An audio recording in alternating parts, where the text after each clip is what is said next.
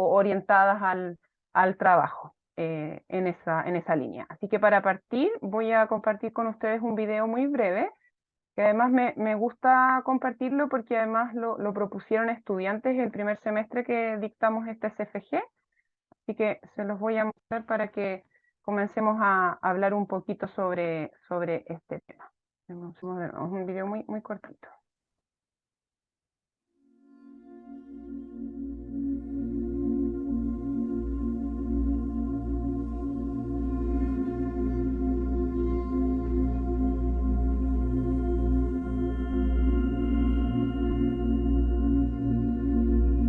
Pink or blue?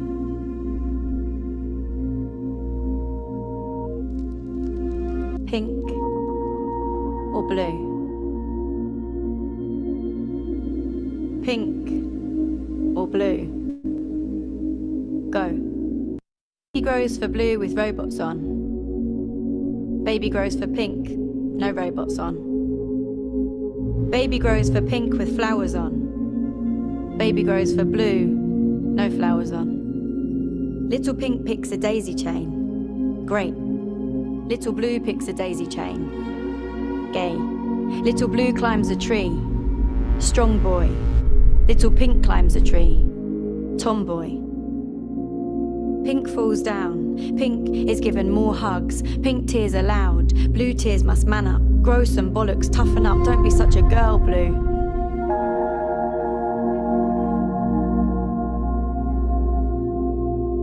Now blue hair is cut short. Pink hair is let long. Pink is given toy dolls. Blue is given toy guns. Pink is told to be cute. Blue is told to be bigger. Pink shoes, no grip. Blue shoes, no glitter. Now blue legs start growing hair and pink legs start growing hair. Blue is told it's manly, pink is told to shave theirs. Blue is shown as blood, in action, films, fights, pride. Pink starts bleeding every month, told blood, shh, shame, hide. Pink discovers lust, wrong. Blue discovers lust, nice.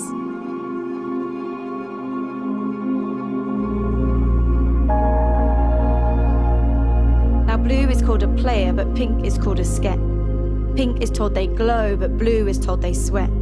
Blue is told they wank, pink is told they sin. Or blue is called a pussy, pink is called a bitch. Now pink is told to be a lady, do not spit, swear, smell. Blue is told to be a man, do not cry or ask for help.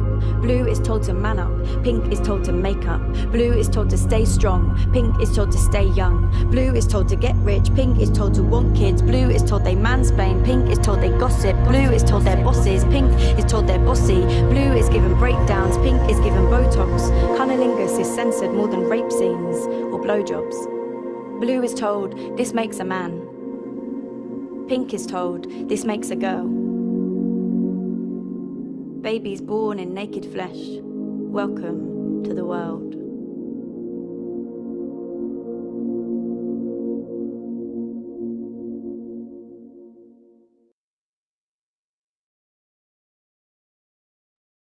Bueno, este video, como les decía, me permite introducir desde un punto de vista también desde el sentipensar, como dirían las epistemologías más críticas, como desde el sentir, porque además es un video que desde el texto, desde la imagen y desde el sonido genera cierta emocionalidad.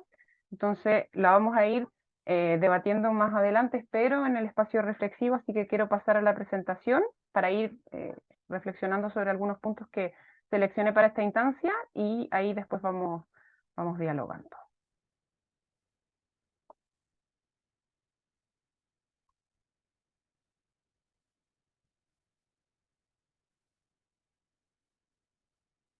No, dame un segundito que...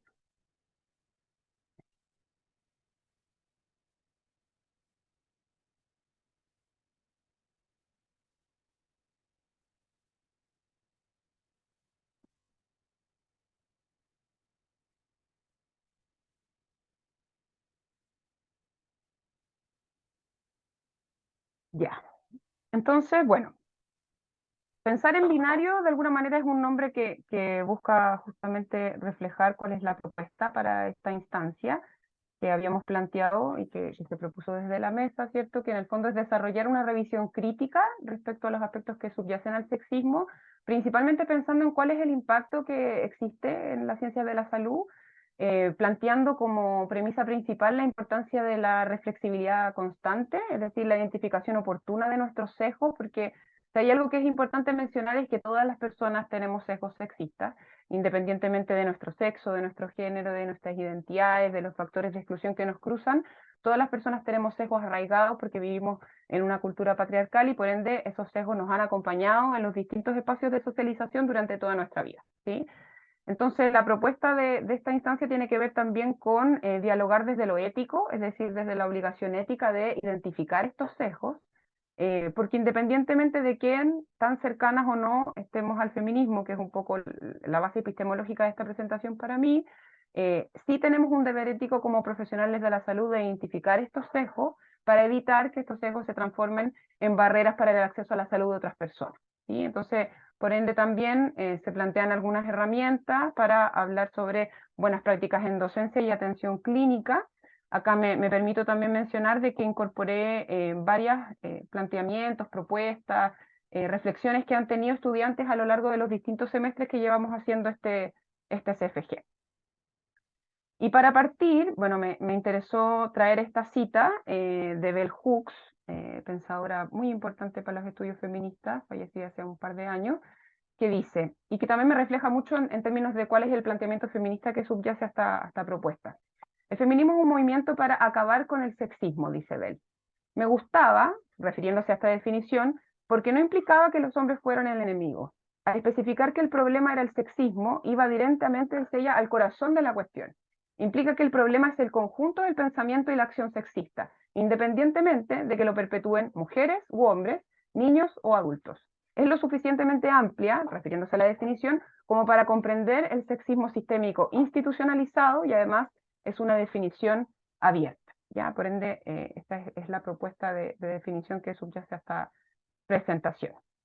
Y bueno, primero hay que partir diciendo que existe una construcción androcéntrica del conocimiento nuestro, ¿sí? Y en ese sentido podemos ir trayendo a la mesa algunas reflexiones que tienen que ver con por qué se da el conocimiento desde esta perspectiva y qué es lo que viene después respecto a esta concepción androcéntrica del conocimiento.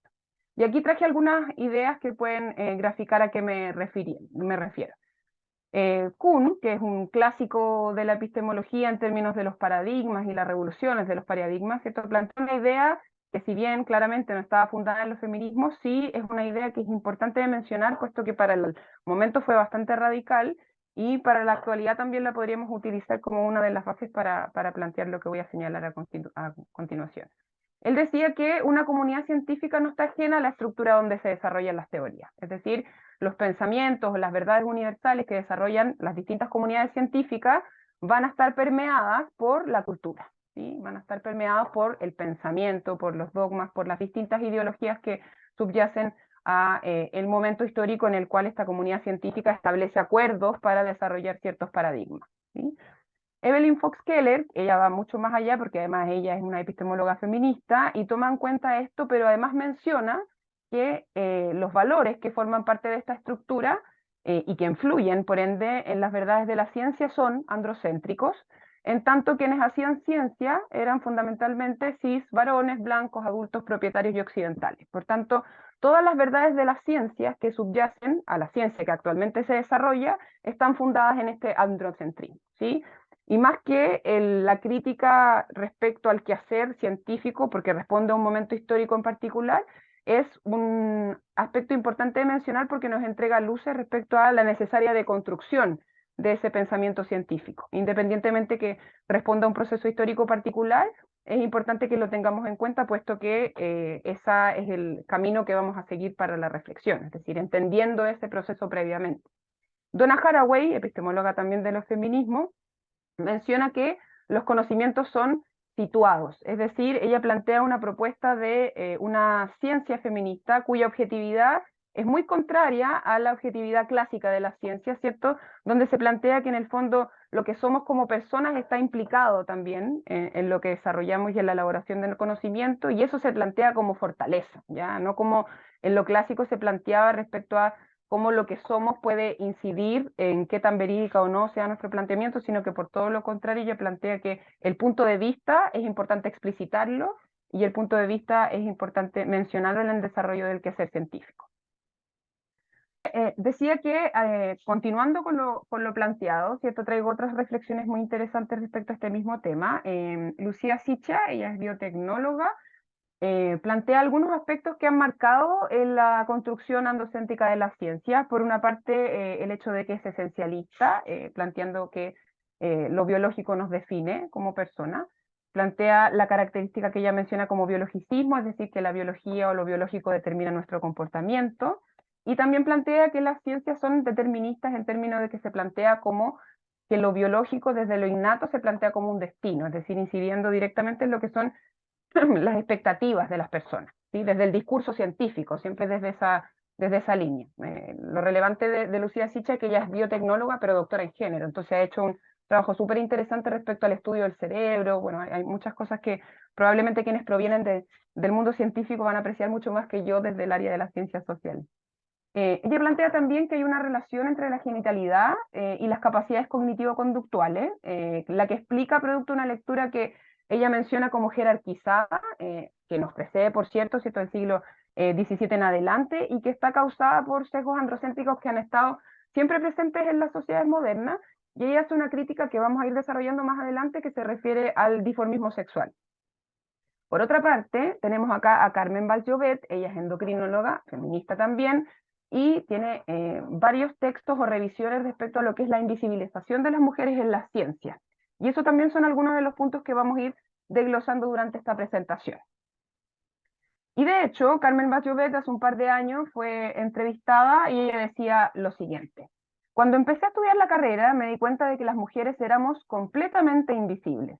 Aunque algo hemos progresado, avanzamos muy lento, la brecha entre los sexos sigue siendo abismal. A día de hoy no se aplican a las mujeres tratamientos que hayan sido bien investigados.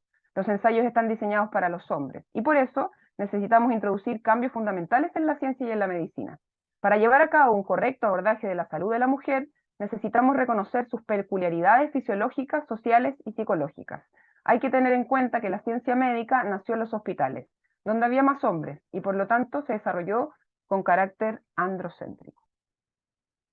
Traigo también varias autoras que a lo largo de la historia han hecho sus aportes, un poco para evidenciar que estas reflexiones no son nuevas, sino que nos han ido acompañando a lo largo de la historia desde distintos espacios. Por ejemplo, Evelyn Fox-Keller, que yo ya les había mencionado al principio de la presentación, ella es profesora de Historia y Filosofía del Instituto Tecnológico, y sus aportes, dentro de sus aportes, porque son muchos, ella identifica el sesgo androcéntrico en el paradigma científico, que era este punto que les mencioné anteriormente, y hace una relectura. Por eso digo que probablemente ustedes que provienen de las ciencias de la salud en su mayoría van a apreciar mucho más que yo esta parte, que es la relectura de los conceptos de la célula y el citoplasma. Por otra parte, María Montessori, médica, pedagoga, psiquiatra, filósofa, múltiples roles tuvo, y uno de los temas que nos compete a nosotros en relación a esta reflexión que ella desarrolló como aporte fue la denuncia respecto a lo que ella mencionaba como falacia de afirmar que el volumen del cerebro de la mujer estaba condenado por naturaleza a la inferioridad. Aquí también claramente tiene que ver con el determinismo, ¿cierto?, y el esencialismo que critica Lucía Sicha. Más aportes. Geraldine Pyer, endocrinóloga, médica, ella es experta en salud menstrual, es académica en la Universidad de Columbia, y ella, dentro de sus aportes del trabajo respecto a la educación menstrual, sobre todo ahora, desde hace bastante tiempo, devela, ¿cierto?, que para analizar la salud de las mujeres no solo deben considerarse aspectos biológicos. Así bien podríamos asociarlo con lo que para nosotros en Chile asociamos mucho más al lo que serían los determinantes sociales en salud, por ejemplo. Ella alude específicamente al tema del género a propósito de las reflexiones que tiene en relación a la menstruación, ¿sí? Lo determinista también que puede ser el abordaje de este ámbito en la salud de las mujeres. Londa Swinger, que probablemente estoy pronunciando pésimo el apellido, ella es especialista en historia de la ciencia, académica de la Universidad de Stanford, directora de un centro de género e innovación. Tiene un texto interesantísimo que se llama ¿Tiene sexo la mente?, y justamente denuncia la concepción diferenciada de la inteligencia conforme el sexo-género. ¿sí? Hay un texto que les invito a revisar porque es muy, muy interesante. Y bueno, voy a sacar algunas reflexiones un poco más específicas de las autoras mencionadas y voy a ir compartiendo nuevas autoras también en los distintos puntos que mencioné al inicio. Lucía Sicha nos plantea una reflexión muy interesante que tiene que ver también con replantearse las definiciones clásicas de sexo-género, ¿cierto? Porque lo que a esta altura siempre sabemos o siempre se reafirma que el sexo alude a lo biológico y el género alude a lo cultural, ¿sí? Esta como dicotomía que tenemos muy, muy clara. Ella, así como también lo hizo en su momento Judith Butler, como desde el punto de vista de los estudios queer, plantea que el sexo como definición, porque esta es una definición de ella, lo define como nuestra biología, dice, definida a partir de los roles en reproducción. O sea, lo revolucionario de su planteamiento en este sentido es decir que en el fondo el sexo es biología, pero la biología entendida desde la cultura, ¿sí? Y lo mismo en el caso del género. Ella menciona el género como definición, que son las expectativas socioculturales justificadas en la idea de sexo.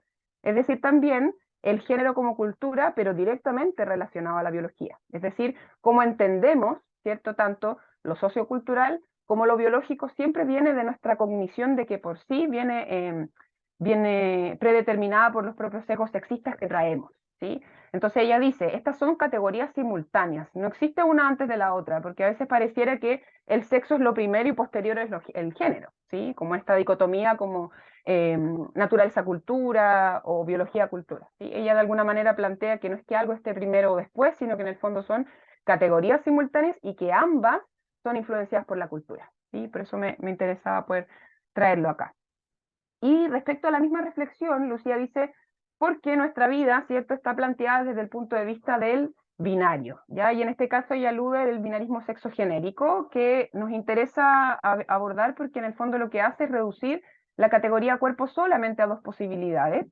Y ella plantea, porque este es un texto recientemente publicado, que existe actualmente una especie, dice, de neodiformismo sexual, que es decir, que ha existido cierta reflexión o cierta crítica respecto al diformismo, es decir, estas dos únicas posibilidades desde el punto de vista sexual. Entonces ella dice, hay un neodiformismo porque en el fondo igual se reconocen ciertas variabilidades desde lo biológico, se entiende que pueden existir, pero ella enfatiza, se sigue sosteniendo la naturaleza de dos tipos biológicos basadas en la idea de, dice, diferencias promedio entre cis varones y cis mujeres, ¿sí? Y estas diferencias, dice, van desde lo molecular hasta el comportamiento, ¿sí? Y el punto que me interesa traer acá es que a partir de estas ideas es a partir de lo que se generan las lecturas jerárquicas de los cuerpos que finalmente sostienen el orden social, que tiene que ver con esta desigualdad de género que por supuesto que trasciende a las ciencias, aquí nos estamos centrando un poco más en aquello, pero podríamos utilizar muchos ejemplos para mencionar el por qué lo codificado socialmente como masculino se considera superior de manera muy arbitraria a lo que se codifica socialmente como femenino. Y menciono codificación social porque por supuesto no nos referimos solamente a mujeres y hombres desde el punto de vista cis o desde el punto de vista biológico, sino que más bien de la lectura de lo que se considera femenino o masculino en nuestra sociedad. Y bueno, aquí traigo a Diana Mafía, ella tiene una reflexión muy interesante respecto a lo que es el binarismo o lo dicotómico que menciona ella, y ella lo que hace es darle importancia a lo que son los estereotipos culturales femenino-masculino. Y establece un listado de diferentes dicotomías que a lo largo de nuestra vida, en los distintos espacios de socialización, se han ido reafirmando y que de alguna manera se transforman en lo que diría Ana de Miguel, una doble verdad. Es decir, que en el fondo tenemos lecturas diferenciadas de una misma circunstancia en la medida de que lo asociamos a lo sexo genérico, ¿sí? Y ella dice, una dicotomía implica que el par de conceptos es exhaustivo y excluyente. Eso quiere decir que es solo tiene dos alternativas, a eso alude lo exhaustivo, o sea, o se es objetivo o subjetivo, no existe una tercera alternativa, y además es excluyente, es decir, si eres subjetivo no puedes ser objetivo, ¿ya? Lo mismo respecto a otras dicotomías como universal particular, racional emocional, público privado, abstracto concreto, hechos, valores, mente, cuerpo, literal y metafórico. Y desde el punto de vista más social o desde el punto de vista más de la estructura, como diría Silvia Federici, lo masculino muy asociado a lo productivo y lo femenino muy asociado a lo reproductivo.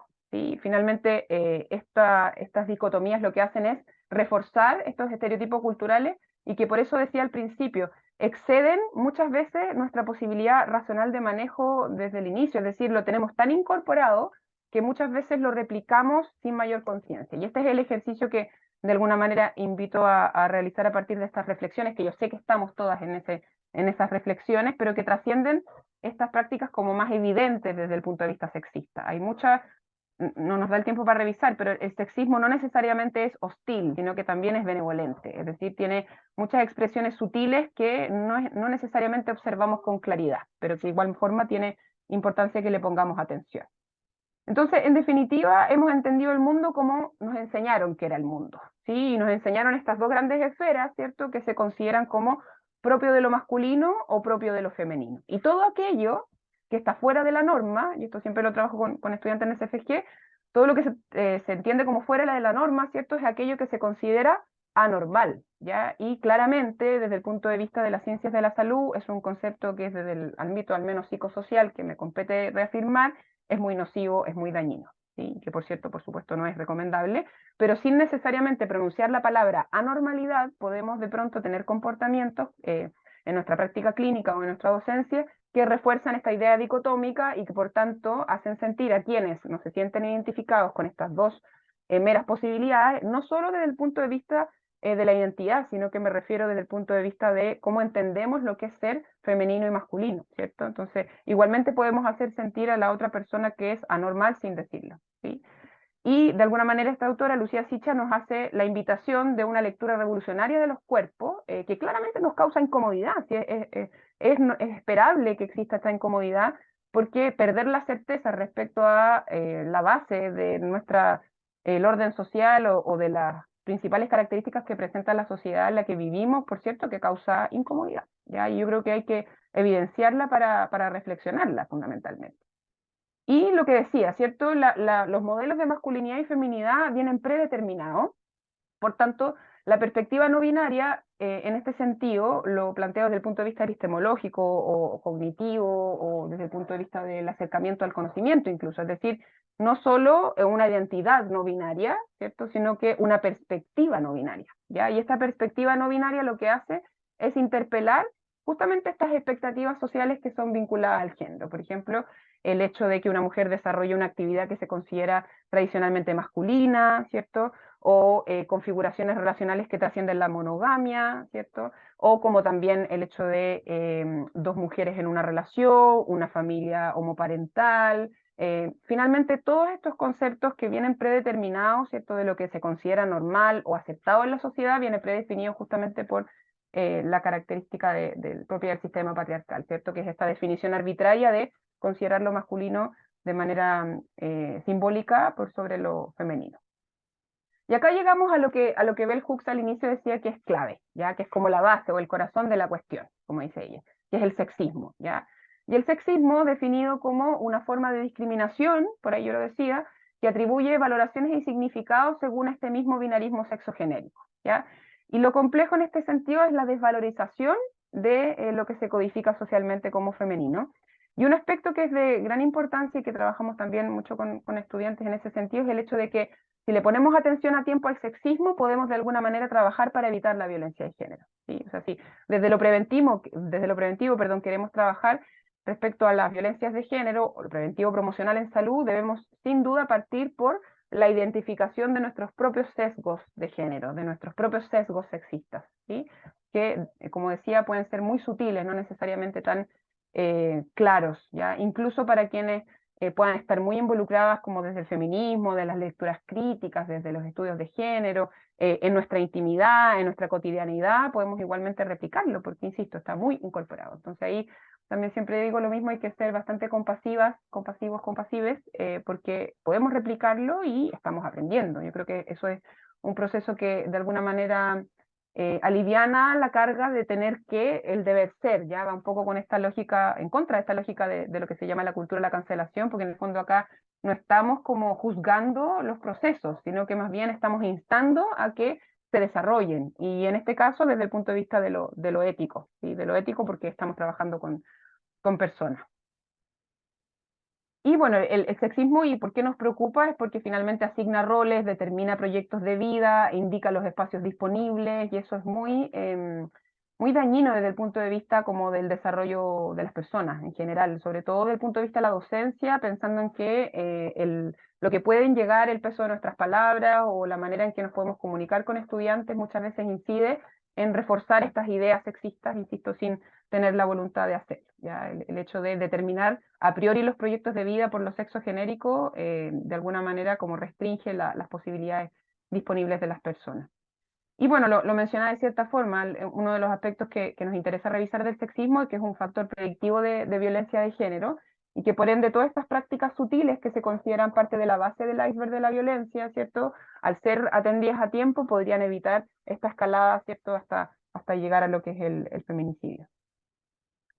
Y bueno, acá les comparto algunas prácticas sexistas que ya llegando como a lo más concreto desde el punto de vista del impacto en la atención clínica y en la docencia. Estas son prácticas sexistas que los estudiantes desde el 2021 que implementamos este CFG han ido identificando, ¿sí?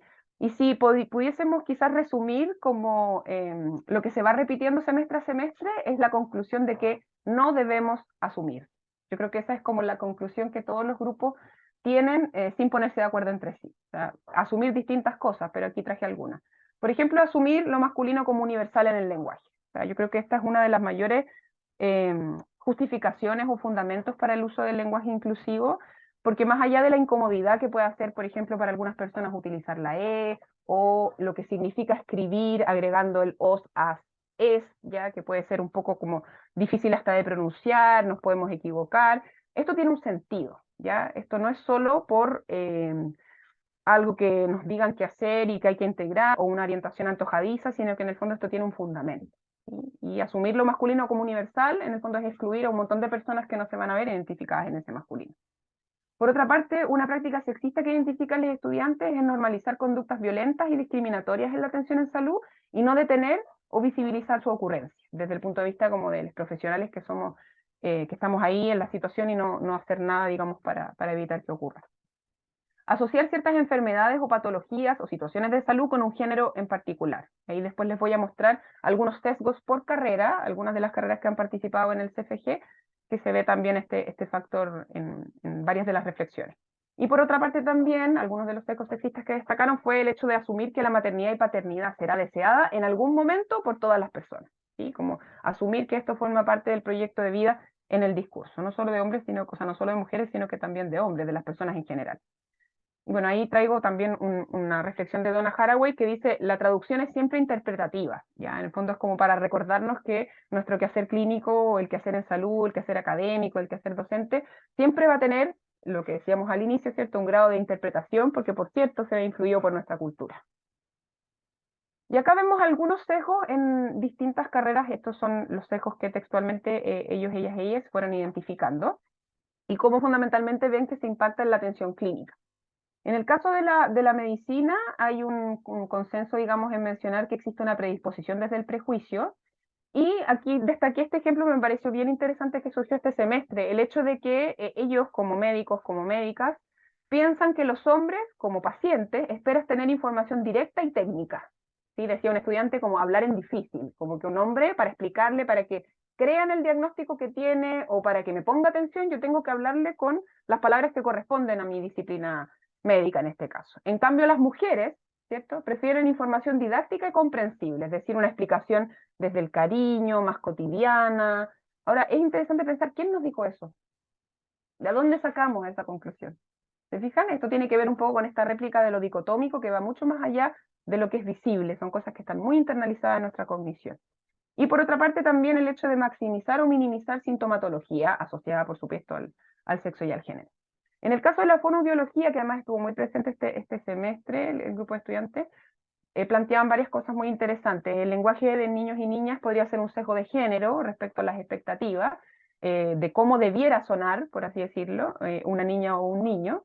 El uso de material de intervención que también podría verse influido por estos sesgos que pudiéramos tener como docentes, y los estereotipos de género en la comunicación y el abordaje clínico, ¿sí? Un poco a partir de los mismos sesgos que mencionaba, como lo que se espera de la voz de niños y la voz de niñas. En el caso de la terapia ocupacional, bueno, el sexo biológico podría influir en las ocupaciones, ¿ya? Como en las ocupaciones que yo eventualmente podría ofrecerle a una persona, sin preguntarle primero, sin tener un diagnóstico respecto a sus propios intereses, yo podría eventualmente tener una tendencia a asociarla por el sexo biológico o el género eventualmente. Y en el caso de la obstetricia rescaté una principalmente que tenía que ver, porque habían otras que se van repitiendo, esto no es que sea tan marcado por disciplina, yo lo traigo un poco para provocar la reflexión entre nosotros como docentes también, como para que se vaya viendo un poco las implicancias. La obstetricia con la que destaco es atribuir causas emocionales o síntomas físicos de una mujer subestimando su gravedad. Ya, esto es transversal, ha salido mucho esto de la subestimación de la gravedad, y en el caso de los hombres, lo contrario, es decir, por ejemplo, el prejuicio frente al dolor, frente a la queja. Ya, ¿por qué si se espera que un hombre sea fuerte va a quejarse frente a una dolencia? Y respecto a otras carreras que también aportaron en este ejercicio, en tecnología médica lo ejemplificaban específicamente con enfermedades cardíacas, donde también se vuelve a repetir, en las mujeres se les resta importancia, puesto que los síntomas pueden diferir de lo que se observan en hombres. Esto tiene que ver un poco con lo que se mencionaba al inicio, Carmen Bachovet, por ejemplo, el hecho de que los ensayos clínicos los desarrollen en cuerpos de hombres y por tanto las expectativas respecto a los síntomas y los tratamientos se basan en ellos. Y los estudiantes de tecnología médica decían, bueno, esto puede provocar claros retrasos en el diagnóstico y en la indicación de un tratamiento. Y en el caso de kinesiología, también algunas reflexiones que me pareció interesante destacar, asumir que existen tipos de práctica, deporte o disciplinas por su género o por su morfología. ¿Sí?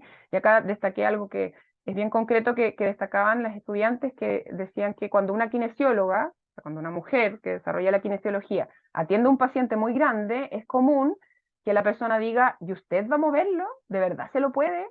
Solo porque se ven de cierta manera físicamente, cosa que no le ocurre a los hombres. En el fondo acá tiene que ver con por qué ese cuestionamiento ocurre solo en algunos de los casos.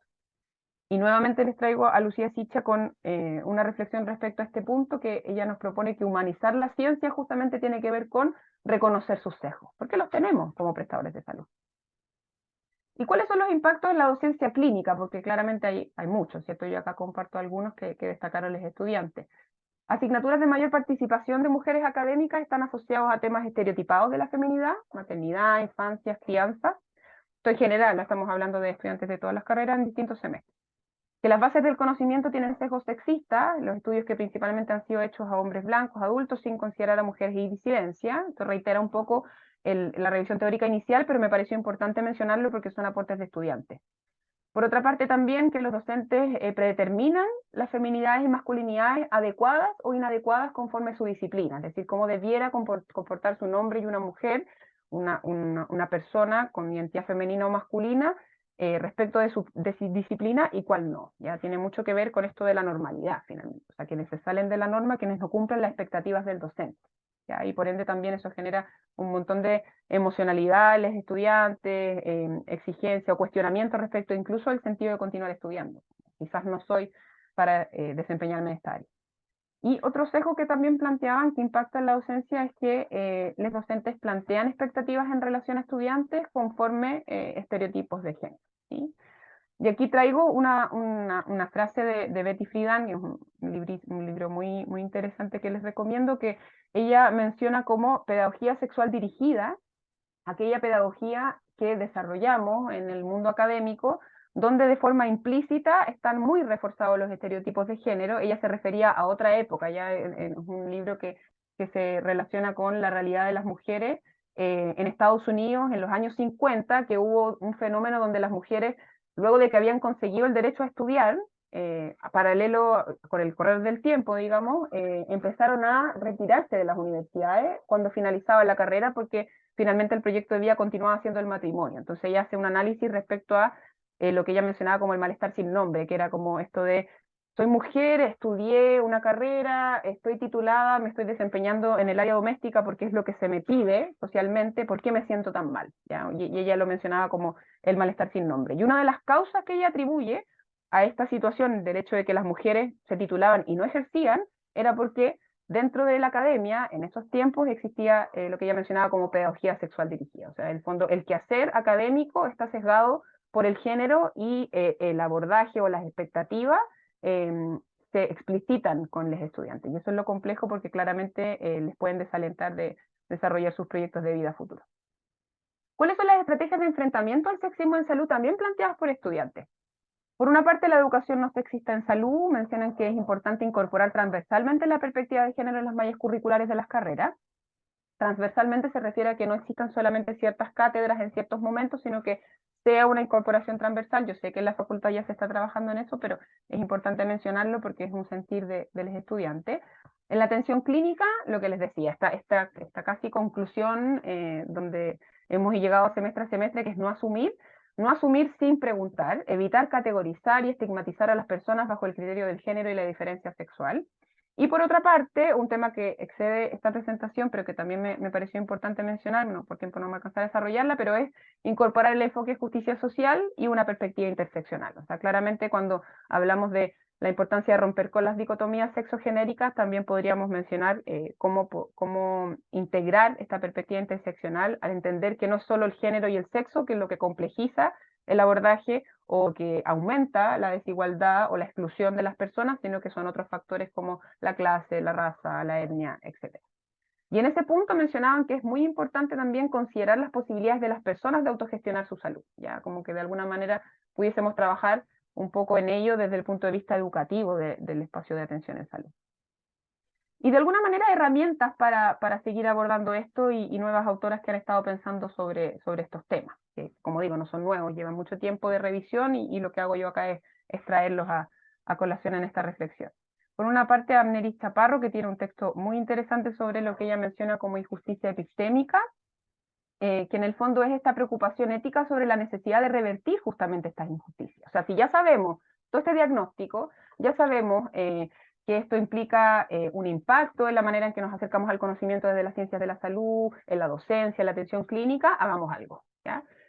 Y en ese sentido, decir que las injusticias epistémicas, dice Amneris, competen directamente a las mujeres y que son un hecho súper cuantificable en las comunidades científicas. O sea, yo creo que aquí mismo podríamos compartir muchos ejemplos, desde la mesa no sexista, desde la DIGEN, han levantado ciertos instrumentos, ¿cierto?, que así lo muestran, y claramente solo mencionar no sé, los cargos de profesoras titulares, las jornadas, la permanencia, los proyectos de investigación, etcétera, obviamente nos hablan de esto que ella menciona como injusticia epistémica. ¿Y cuál es la propuesta de Amneris en ese sentido? Es construir un conocimiento incluyente, y dice ella, esto es textual, una ruta más hacia la libertad, la igualdad y la justicia dentro de la academia. En el fondo que las condiciones, ¿cierto?, también que sean igualitarias, equitativas, pero que también hagamos una revisión de las bases del conocimiento, ¿ya?, de nuestras bases epistemológicas, que insisto, se entienden desde el punto de vista sociohistórico en el cual se promulgaron o se plantearon, pero sí es importante ir revisándolas para generar nuevos estudios y nuevas revisiones en esta materia. Y por otra parte también Ana de Miguel, que tiene este texto sobre la doble verdad, que les recomiendo muchísimo, ella habla sobre lo que es las políticas de reconocimiento, ¿ya?, o el derecho a ser reconocido, ¿ya? En el fondo, ¿cuál es el sentido de hacer todo esto? Y ella se pregunta, dice, ¿por qué hay palabras que valen por sí mismas y otras de las que todo el mundo duda? Ella se refiere a las mujeres en la filosofía fundamentalmente. Y ahí alude a otra autora, Nancy Fraser, que también habla sobre justicia de reconocimiento, donde dice que en el fondo no es solo que en la sociedad exista una distribución desigual de los bienes, como desde el punto de vista distributivo de la economía o de la desigualdad en esa dimensión, sino que también existe una distribución desigual del reconocimiento, ¿ya? Y esta ausencia de reconocimiento, dice Ana de Miguel, es un tipo de opresión y de discriminación que moldea la construcción del ser humano, es decir, naturalizamos en el fondo que no se nos reconozca, ¿ya? Cuando digo que no se nos reconozca, fundamentalmente hablamos de las mujeres y disidencias, ¿ya?, con esta ausencia. Y dice ella, me parece muy interesante traerlo, arrastramos un déficit de legitimidad. O sea, pues solo por el hecho de estar en el mundo, a propósito del video que veíamos al principio, solo por el hecho de estar en el mundo con una identidad femenina o pertenecer a las disidencias sexuales, arrastramos per se un déficit de legitimidad que implica un esfuerzo adicional, un trabajo extra, de alguna manera, para lograr esa legitimidad. Y bueno, ya llegando como al cierre, planteando algunas reflexiones, el hecho de que espero que podamos dialogarla. Yo hablaba en algún momento sobre esta incomodidad, ¿cierto? Como que estas reflexiones que en el fondo nos hacen cuestionarnos todo, son incómodas porque justamente nos interpelan a mirar distinto el ordenamiento del mundo, ¿ya? Entonces aquí vuelvo un poco a el tema del lenguaje inclusivo. O sea, el lenguaje inclusivo no es una moda, no es algo antojadizo, no forma parte de la cultura de la cancelación, no es una ideología de género, sino que lo que tiene es el sentido de que existan disponibilidades, o sea, que existan puertas disponibles, ¿cierto?, para todas las personas. Que en el fondo no tengamos estos sesgos que de alguna manera reducen las posibilidades no solamente de conocer, de potenciar nuestras herramientas de conocimiento, sino que también tienen una forma de ser palpables en la práctica clínica. O sea, las personas lo perciben claramente. Y ahí les puedo compartir quizás algunos videitos que así lo muestran. Entonces aquí se muestra una tercera puerta, pero en realidad podrían ser muchas más puertas, ¿sí? En el fondo es romper con el binarismo, esa es la invitación. Y acá les traigo algunos otro ejercicio que hicimos con estudiantes este semestre que me pareció súper interesante. Y en el fondo ya concluyendo que la reflexión que yo quiero dejar instalada en este espacio es la importancia de tomar conciencia como profesionales de la salud, por el deber ético que tenemos como investigadores, como académicos, como académicas, porque el tomar conciencia nos permite finalmente tener un espacio para la transformación. O sea, el hecho de que las cosas hayan sido así hasta ahora no significa que no puedan cambiar, pero para que se puede hacer un cambio, dice Bell Hooks, contra el enemigo externo, lo importante es hacer primero el cambio contra el enemigo interno, que somos nosotros mismos, contra nuestras cogniciones y sesgos sexistas. Y estos son algunos hashtags que crearon estudiantes en un ejercicio que hicimos, que lo que buscaba era que pudieran de alguna manera como traducir en pocas palabras cómo entendían la influencia del sexismo en sus prácticas. Esto lo hicieron por carrera. Lo dejé en general, en algunos se nota más porque está presente en el hashtag la disciplina a la cual se refiere, pero también hubieron algunos grupos interdisciplinarios. Uno primero dice que juzgarnos no sea diagnóstico. El otro dice asumir es un peligro. Y aquí kinesiología con dos hashtags, kine integral, respeto total, y el otro es muévete sin miedo, les kines no tenemos sesgos. Acá es interesante y complejo y duro también de entender que la palabra peligro aparezca tanto. Ya no es el miedo, el peligro no es primer semestre que aparece. O sea, en el fondo es que efectivamente una práctica clínica sexista o una docencia sexista tiene o trae consigo consecuencias psicosociales o exclusivamente incluso de la salud mental o el hecho de que no se sientan seguros tanto en un espacio de atención clínica como en un espacio de docencia. Y otro que tiene que ver claramente con fonoaudiología, ¿cierto? Que me pareció genial también, que dice soprano no es mujer, tenor no es hombre, escuchémonos. Y finalmente, para finalizar, dejo también esta cita de Lucía Sicha, que es una de las autoras que me estoy leyendo últimamente, creo que se nota, que dice, mirarnos hasta lograr dejar de reducir la diversidad y multidimensionalidad que se nos presenta a una genitalidad. Una genitalidad que siquiera vemos, sino que imaginamos que está debajo de la ropa. Y finalmente también les comparto información sobre nuestro próximo webinar, que ya tiene fecha, que es el 24 de agosto, como mesa no sexista de la facultad, que va a estar a cargo de Carolina Lutjes, psicóloga, y Felipe Muñoz, psicólogo, ambos también docentes de este CFG, para el 24 de agosto, para que ojalá puedan participar. Así que dejo de compartir pantalla y a ver si alcanzamos a reflexionar un poquito. Muchas gracias, Daniela. Muy, muy entretenida tu presentación. Muchísimas gracias. Hay muchos temas que abordar. Esta es la base para.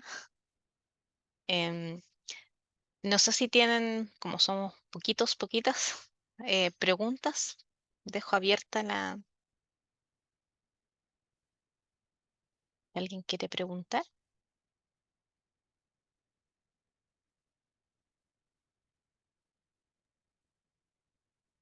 Bueno, Gabriela, Sí, por muchas favor. gracias, Sandra.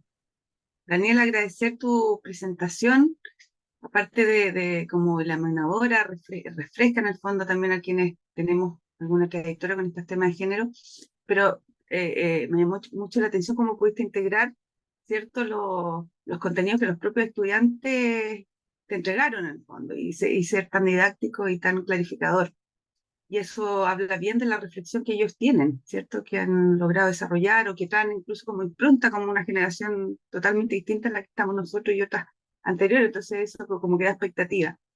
Pero mi pregunta más que tenga que ver con el área de los estudiantes, con el área de los docentes, con el ámbito de todas estas generaciones que a lo mejor les carecen de ese tipo de impronta, ese tipo de background, etcétera, y donde ahí los cambios son difíciles de asentar o de instalar y cómo promoverlo partiendo de que si bien hay una declaración hace mucho tiempo de reformar las mallas curriculares, de poner el tema de género, etcétera, pero uno ve que en la práctica los docentes siguen haciendo sus mismas actividades con los mismos sesgos, con los mismos sexismos, y ahí, ¿cómo traspasar a las barreras, estas barreras en el fondo para generaciones no nuevas, generaciones antiguas, por ejemplo, o con más experiencia?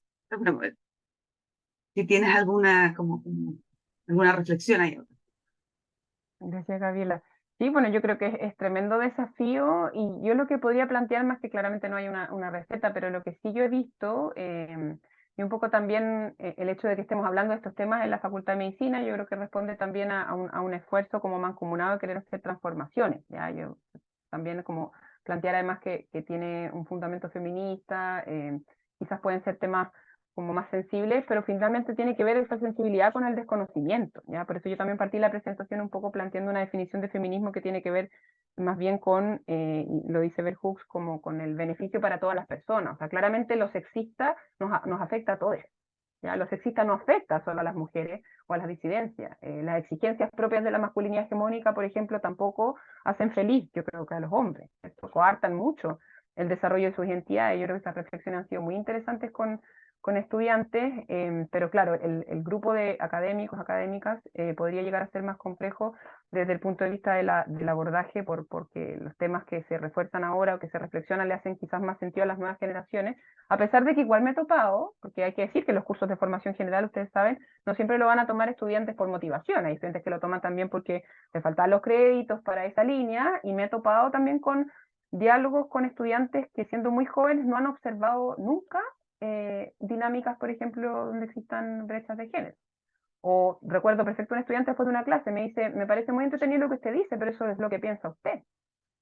Habiendo planteado miles de autores, habiendo hecho reflexiones como mostrando evidencia, por así decirlo, que es tanto que gusta esta área, igualmente está presente. Entonces, no necesariamente lo etario es per se una resistencia. Lo que sí yo podría decir, que insisto no es receta, es el hecho de que se necesitan espacios de reflexión para que las personas entiendan cuál es el sentido, ¿ya?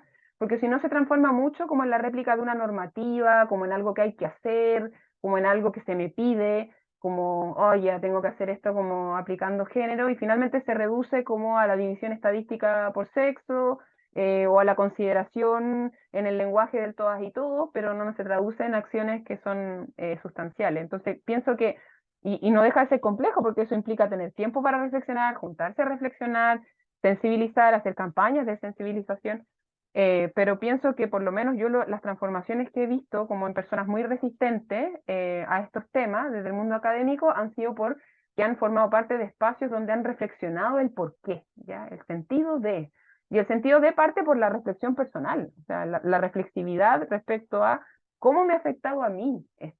¿Ya? ¿Cómo me ha afectado a mí este ordenamiento sexista? Entonces, en el curso hacemos mucho esto de la revisión respecto al ámbito de la familia como principal espacio de reproducción de los sesgos sexistas, como la universidad, como la práctica clínica, distintos espacios, porque de alguna manera, la manera que me haga sentido es cuando encuentro ese punto de sensibilidad en el cual me sentí afectada también. O sea, ¿cómo lo viví? ¿Por qué me afectó a mí? Ah, entonces por eso es, ¿ya? Y lo otro también es adentrarse en los temas, porque muchos sesgos o muchas resistencias son finalmente por desconocimiento y muchos prejuicios respecto también a lo que significa el feminismo o a lo que se busca, por ejemplo, con esta invitación a deconstruir, ¿cierto? O a revisar nuestras prácticas, porque implica trabajo, implica tiempo, implica dedicación, entonces claramente, sobre todo en los tiempos en los cuales vivimos, no es fácil dedicarle tiempo a ello. Entonces, muy tímidamente en el curso de formación general hacemos, de hecho les dejo invitadas, el próximo lunes tenemos la presentación de los trabajos finales del CFG, y justamente el trabajo del CFG es el desarrollo de una campaña de sensibilización dirigida a la comunidad de la facultad que muestre por qué es importante evitar las prácticas sexistas en salud. Es el próximo lunes 10, un cuarto para las 5 de la tarde. Si a alguien le interesa, me escribe por interno y le cuento en qué sala vamos a estar. No doy claras respuestas, Gabriela, pero doy luces de las reflexiones que pienso pueden ser útiles para eso. Muchas gracias, porque de eso se trata, porque sabemos que no hay receta, sino ya estaría hace rato implementada. Sí, Exacto. muchísimas gracias, Daniela. Sí, dejaste planteadas muchas dudas y y justamente lo que habíamos estado comentando sobre la guía de recomendaciones que se está tratando de sacar, una de las reflexiones que se había hecho era, claro, por ejemplo, todos y todas las que participamos en la mesa de educación no sexista o que asistimos a estas charlas, de cierta manera tenemos cierta conciencia, tenemos cierto interés y todo, pero ¿qué pasa con esos grupos de docentes que se resisten a esto? Me ha tocado escuchar esto, pero es que esto justamente están imponiéndolo. Hay que hacerlo porque es una imposición. O en otra área totalmente distinta me tocó que me quedé así como, no sé, pues había unos fondos y en los fondos tenía que haber una mujer dentro de, o directora. Entonces pusieron una mujer, pero sin, sin la conciencia, o sea, con solo la necesidad de poder adjudicarse los fondos, porque uno de los requisitos era que hubiera una mujer. Entonces yo quedé así como, entonces, todas esas cosas de imposiciones o de requisitos que están como impuestos para, entre comillas, lograr esta equidad, repercuten muchas veces, yo siento, negativamente, porque no se adquiere la conciencia que uno quiere. Entonces, una de las reflexiones y que justamente tenemos que hacer como en la reunión de la mesa es esta guía.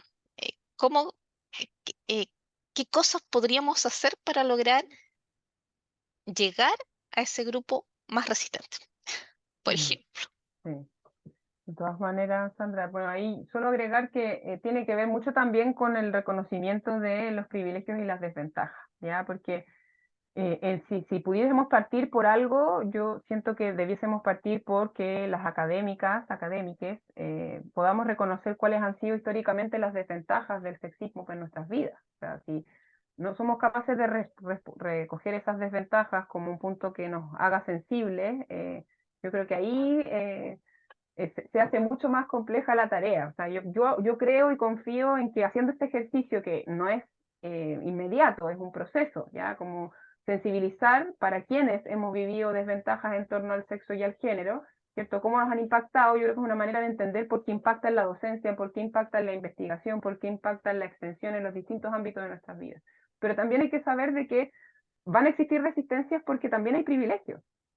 Y si no hay conciencia de esos privilegios, muchas más resistencias hay, porque si yo toda la vida, de alguna manera, he sentido ciertos beneficios como parte de la vida, es decir, están naturalizados, ¿cierto?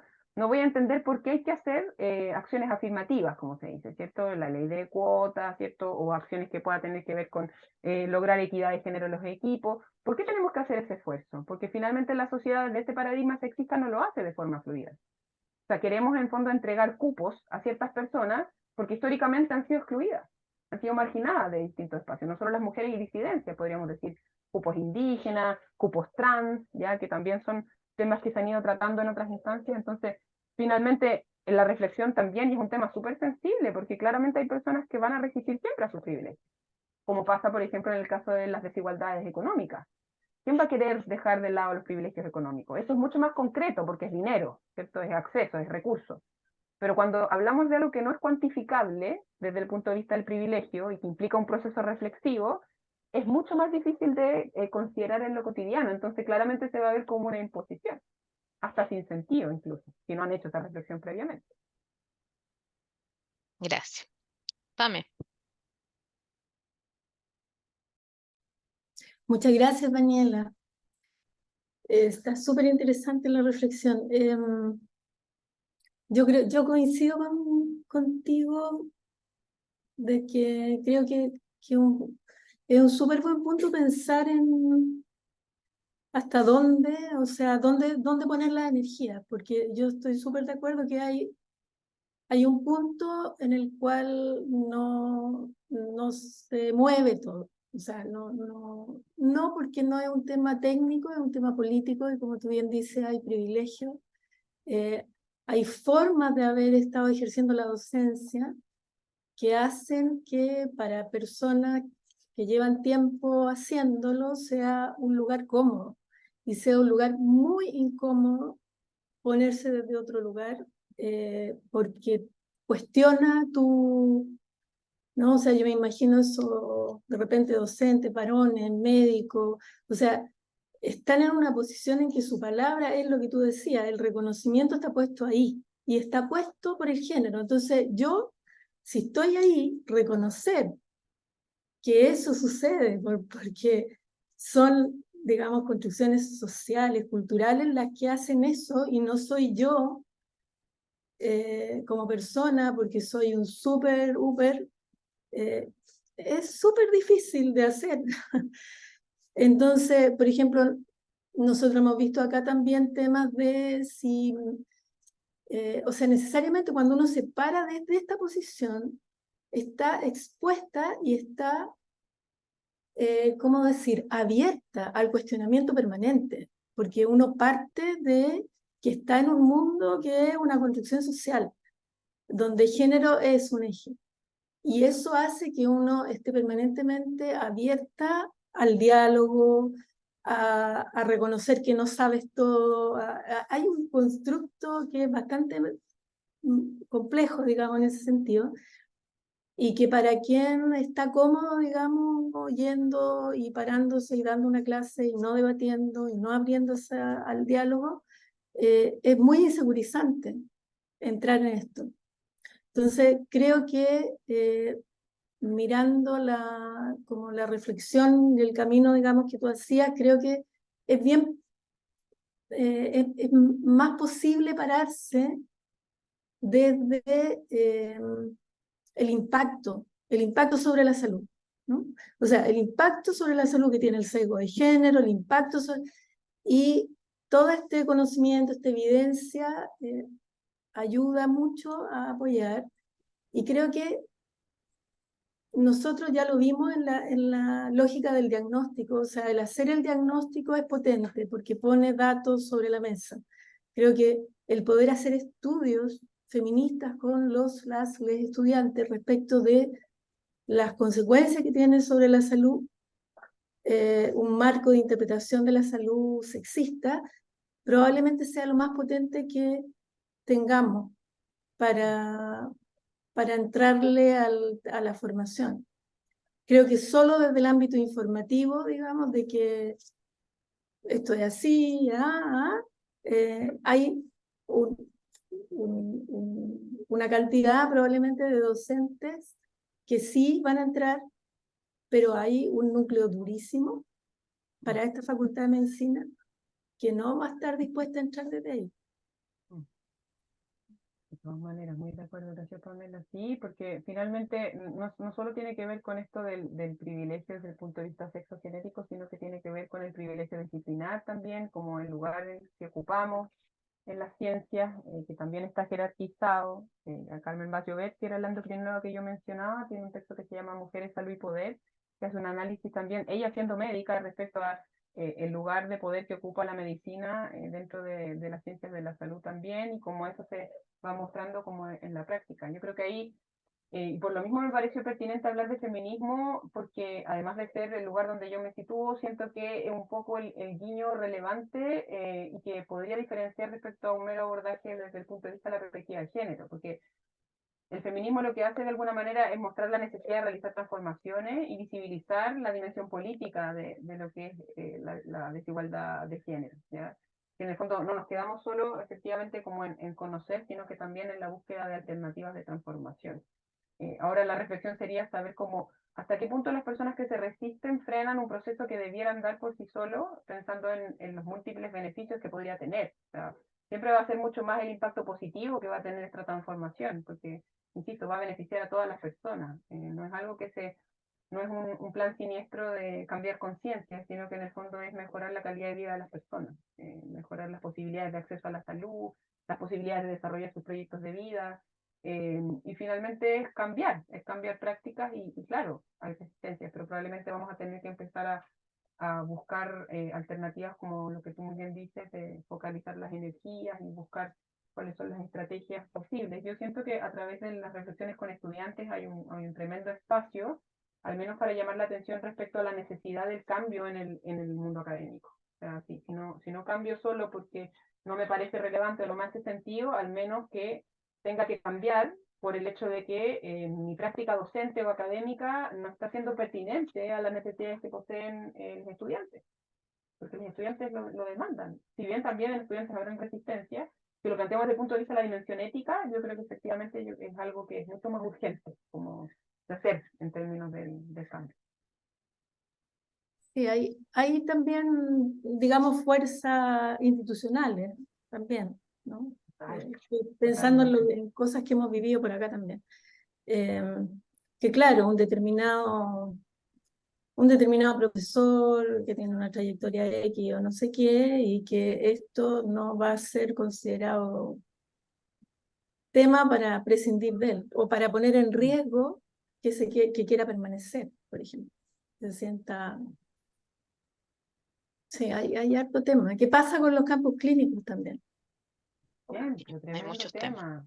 Los chiquillos cuentan muchas situaciones vividas también en los campos clínicos a propósito de las prácticas sexistas. O sea, ellos mismos dicen, como, sobre todo para aquellas carreras que tienen más ramos desde el punto de vista del género, o han tenido estas reflexiones más instaladas, tenemos docentes que nos hablan mucho sobre esto, pero llegamos al campo clínico y nos encontramos con profesionales de nuestras mismas disciplinas que dicen todo lo contrario. No es fácil, la institucionalidad también es patriarcal, la institucionalidad en sí misma, sus procedimientos son sexistas, entonces son múltiples los desafíos, pero yo creo que en la medida que tengamos espacios para reflexionar y ir trabajando estas temáticas desde estudiantes y seguir en estos espacios de aprendizaje constante, porque a veces son reflexiones en construcción, yo aquí traje algunas cositas que he ido recopilando, pero también estoy en la misma lógica del aprendizaje y creo que también esta humildad de estar a la disposición de aprender siempre, independientemente de la trayectoria, ustedes mismos con todos los aprendizajes que ya tienen, ponerlos a disposición, yo creo que también cambia mucho el sentido de una tarea que es colectiva, porque finalmente no son problemas individuales. Estamos hablando de un problema, incluso podría considerarse salud pública, ¿por qué no? O sea, si afecta directamente a la salud de las personas, ¿por qué no podría considerarse un problema de salud pública? Hay que buscar cómo plantear. Muchísimas gracias por las reflexiones y comentarios de todas. Agradezco su participación. Vamos a finalizar acá el seminario y dejarlos invitados para el próximo 24 de agosto, para el próximo webinar. Muchas gracias, que estén muy bien.